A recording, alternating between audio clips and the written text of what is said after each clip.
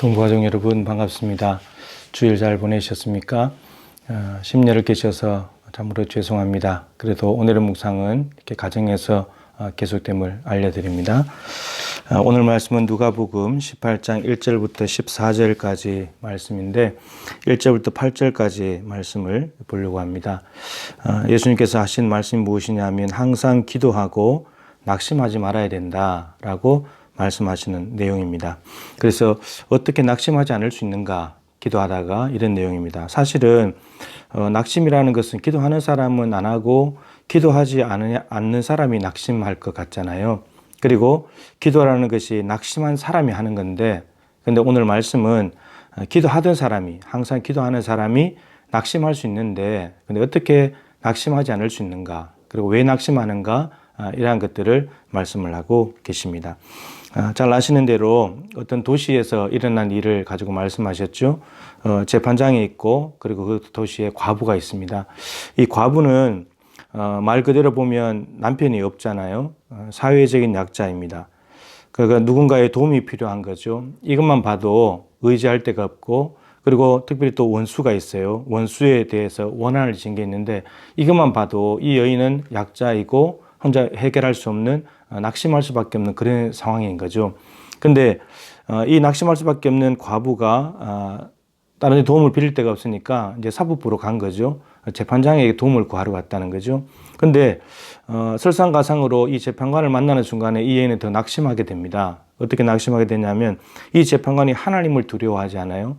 여러분, 하나님을 두려워하지 않게 되면 그 다음 결과가 나타나게 되는데 사람을 무시하게 됩니다. 2절에 있는 대로. 하나님을 두려워하는 사람은 사람을 무시하지 않죠. 근데 하나님을 두려워하지 않는 사람은 사람을 함부로 대합니다. 더군다나 재판장은 사회적인 지위가 높잖아요. 과부는 사회적으로 약자이고, 그러다 보니까 함부로 이제 대하는 거죠. 그리고 들어주지 않아요. 아무리 와서 이 원한을 풀어달라고 들어주지 않아요. 이 여인은 자신의 처지나 상황이 낙심되는데, 근데 재판장에 갔다가 더 낙심하는 거예요. 근데 그 더 낙심했는데, 문제는 뭐냐면 이 낙심이 될 만한 모든 상황들을 이기고 재판장에게 가서 그 원한을 풀어내 버린다는 거예요. 근데 이 재판장이 왜 이 여인의 문제를 풀어주냐 하면 이런 거죠. 번거로워서. 이 여인이 자꾸 나를 번거롭게 하니까 놔뒀다가는 포기하지 않을 것 같고, 그런데 와가지고 끊임없이 나를 괴롭게 하니까 내가 저 여인을 도와줘 버려야지. 그러니까 자기의 그 여인의 문제가 안타까워서 풀어주는 것이 아니고 자기 편하려고, 자기 편하게 지내려고, 자기 괴로워하지 않으려고 그 여인의 문제를 풀어준다라고 하는 거예요. 이 과부는 자신의 처지나 재판장을 봤을 때는 낙심이에요. 도무지 더 이상 일어날 힘이 없고 구할 힘이 없는데, 근데 이 과부는 어떻게 했냐? 끈질긴 거죠. 포기하지 않는 거예요. 낙심하지 않는 거예요. 응답받을 때까지, 도와줄 때까지 재판장을 찾아가는 거죠. 재판장이 힘이 있으니까 해결해 줄 수 있다는 믿음을 가지고 가는 거예요. 그리고 해결해 줄 것이라고 하는 믿음을 가지고 가는 거죠. 그래서 마침내 이 재판장으로부터 답을 얻어내요. 도움을 받게 된다는 거죠. 그러면서 이제 말씀하시기를, 이 과부가 재판장에게 이렇게 했는데, 근데 너희들은 하나님이 어떤 분이냐? 하나님은 사람 무시하지 않는다는 거예요. 그리고 귀찮아서 들어주시는 분도 아니고 기뻐서 들어주시는 분이고, 그리고 하나님 자기 편하려고 우리에게 들어주시는 분이 아니라 우리의 불편함을 해결해 주시면서 우리가 기뻐하는 걸 보고 싶어 하시고 또 그걸 기뻐하시고, 하나님은 사랑과 긍휼이 많으신 분이잖아요. 그러니까 하나님으로 봤을 때 낙심할 요소가 없는 거예요.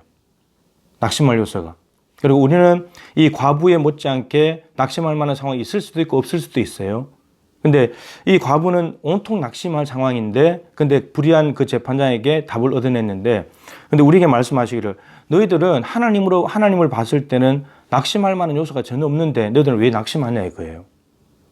하나님이 그 택하신 자들의 원한을 풀어주지 않겠냐? 오래 참으시겠느냐? 하나님은 그런 분이 아닌데 우리가 다 기도하다가 낙심을 해버린다는 거죠.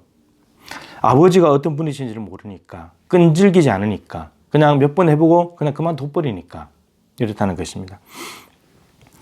근데 예수님께서 마지막 이렇게 말씀하셨죠. 그러나 인자가 올 때에 세상에서 믿음을 보겠느냐. 하나님 아버지는 귀찮아서 들어주시는 분이 아니라 택하신 자들의 원한을 빨리 풀어주시고 오래 참지 않으시고 해결해 주시기를 원하시는데, 그럼에도 불구하고 그 하나님을 믿는 믿음을 볼 수 있겠느냐 이렇게 말씀하십니다. 이게 무슨 말이냐면 믿음 이외에 다른 것을 보시겠다는 말이 아니고 믿음을 가진 사람을 볼 수 있겠느냐. 택하신 자들의 원한을 풀어주시고 오래 참지 아니하시는 그 하나님을 정말 붙들고 이 과부의 간절하게 끈질기게 매달리는 것처럼 낙심하지 않은 것처럼 낙심하지 않고 하나님을 기다리는 사람, 믿음을 붙들고 견뎌내는 사람을 예수님께서 찾아볼 수 있겠느냐.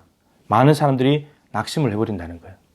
그래서 예수님께서 결론적으로 말씀하시기를 낙심하지 말아라. 믿음을 가지고 있으면 언제든지 하나님께서 응답해 주실 것이고 이 과부가 낙심한 모든 상황 가운데서도 응답을 받은 것처럼 하나님은 그보다 비교도 할 수 없이 좋은 분이기 때문에 너희들은 낙심할 이유가 없다. 아버지께서 다 들어주신다고 말씀하고 계십니다. 여러분 혹시 기도하다가 낙심하셨습니까? 다시 용기를 내십시오. 우리 하나님은 택하신 자들, 바로 여러분의 기도에 응답하시는 분이시고 속히 주기를 원하시는데 바로 믿음을 가지고 끝까지 견디는 자에게 주신다고 말씀하십니다. 기도하다가 낙심이 되는 상황이 찾아올 때 아버지에 대한 믿음을 다시 한번 점검해 보십시오. 상황이 얼마나 나쁘냐, 내가 얼마나 낙심한 처지에 있냐, 이거 따지지 말고 내가 하나님 아버지를 믿는 믿음이 있느냐, 이걸 돌아볼 때 우리는 다시 한번 더 용기를 낼 수 있게 될 것입니다. 코로나19가 빨리 잠잠해지지 않지만 낙심하지 않고 기도하다 보면 우리 아버지께서 택하신 자들의 한국교회의 기도소를 들으시고 반드시 좋은 날이 오게 하실 줄로 믿습니다.